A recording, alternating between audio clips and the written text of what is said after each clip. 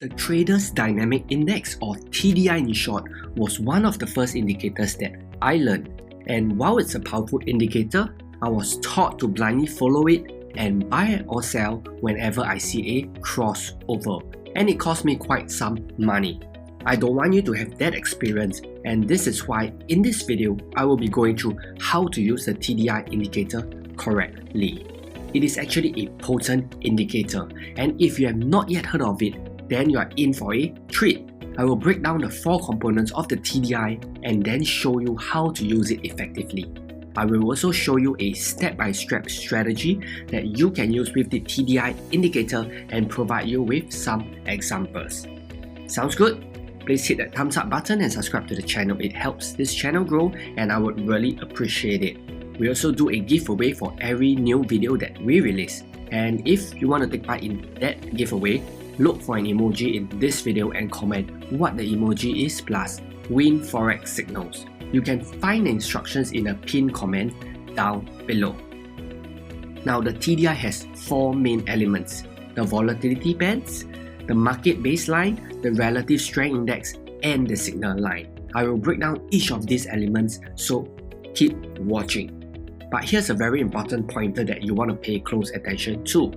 The elements of the TDI are derived from price, and therefore is simply a visual representation of price. It is not a leading indicator. If you are confused between what's a leading and lagging indicator, then check out my video about combining leading and lagging indicators next. I will leave a link to that video at the top right and at the end screen of this video. Now onto the first element, the volatility bands. The volatility bands consist of an upper volatility band and a lower volatility band. It helps us to determine the volatility in a market, and what volatility means is the amount of movement. When volatility is high, it means that there are large fluctuations and price movements. And when volatility is low, it means that the market is going nowhere and there are little fluctuations and price movements.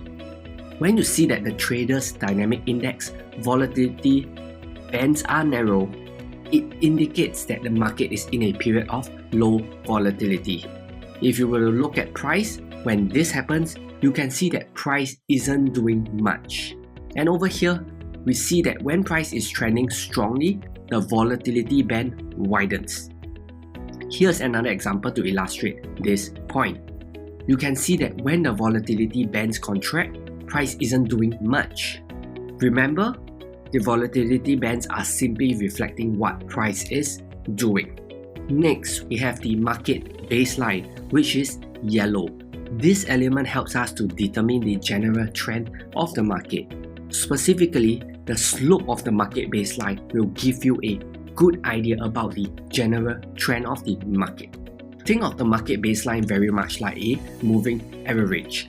When the market baseline is sloping up, that indicates a bullish trend. And when you see the market baseline sloping down, that indicates a bearish trend. The sharper the slope, the more established the trend is. If you see that the market baseline is relatively flat, it indicates that the market is consolidating. Now the market baseline can also help us determine overbought and oversold conditions. This is what makes the TDI indicator powerful. It gives you so much information. Let me show you how to use it to determine overbought and oversold conditions next, so keep watching. To help us determine overbought and oversold conditions, we look at the 68 and 32 level respectively. If price goes above the 68 level, then price is said to be overbought and price might start falling. And if price is below the 32 level, then price is said to be oversold and price might start rising.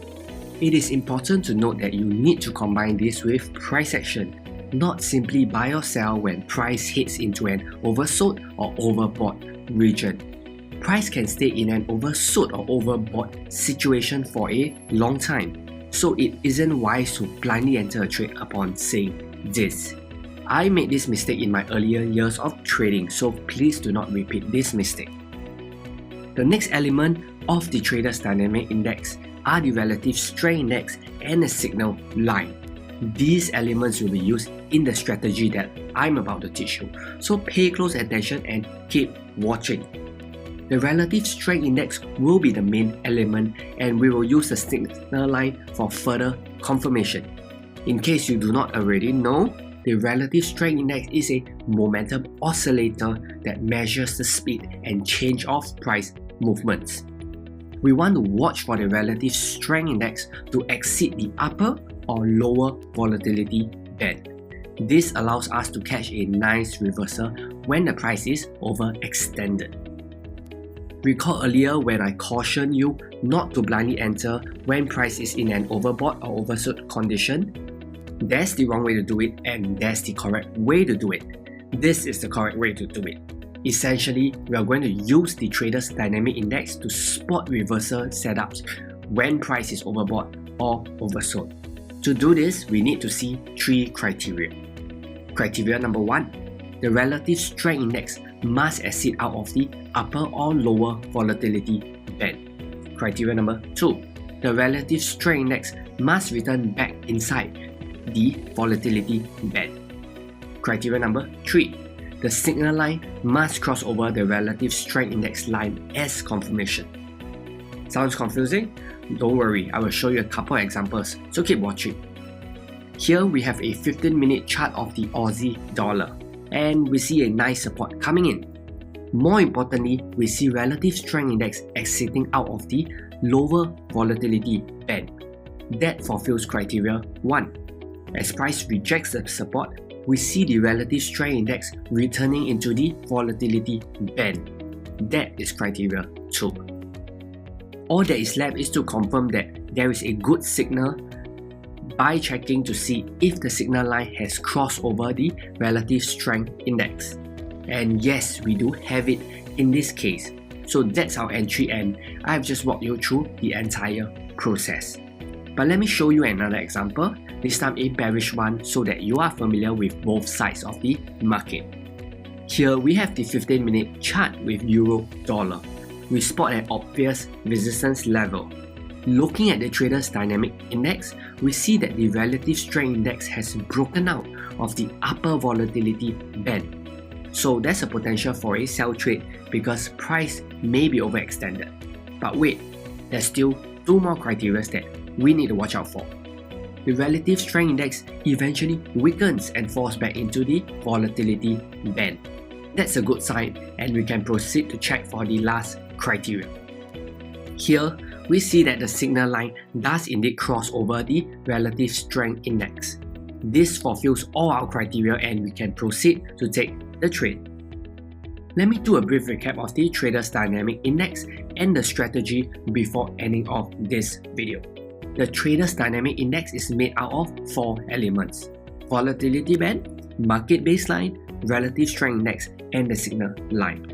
To trade using the Traders Dynamic Index, we wait for the relative strength index line to exit out of the volatility band and return back into the volatility band.